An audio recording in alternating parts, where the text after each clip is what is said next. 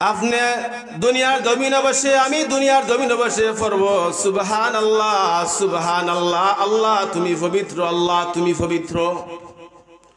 আল্লাহ ডাক দিয়া বলেন, গোলাম শুনো, তুমি যদি আমি আল্লাহরে পবিত্র বলো, তারপরও আমি পবিত্র না বললো আমি আল্লাহ পবিত্র, আমি আল্লাহ দুষ্ত্রুটি মুক্ত।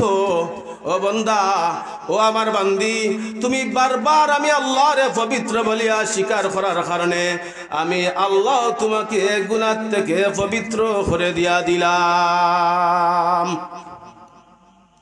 প্রত্যেকটা আমল অফিসে দিয়া এক একটা ফায়দা আছে।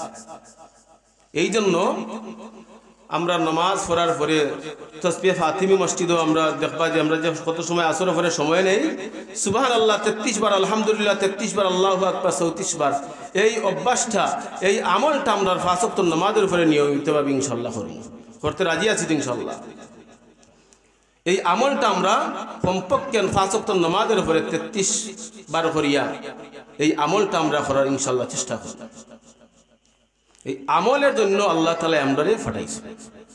সাহাবায়ে কেরাম এই আমলের জন্য, আল্লাহর জিকিরের জন্য একটা মুহূর্ত জিকির তাই গাফিল থাকতো না।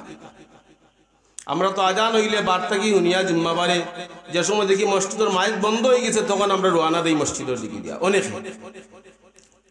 কিন্তু সাহাবায়ে কেরাম নবীজির মজলিস একটা মুহূর্তের লাগিয়া ত্যাগ করলে কষ্ট লাগতো। আবু হুরায়রা রাদিয়াল্লাহু তাআলা আনহুর নাম আমরা সবে কমবেশি জানি।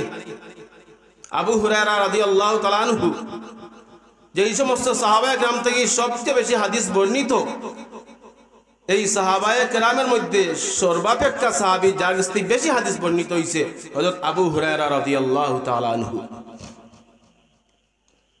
আনসার মুহাজির সাহাবায়ে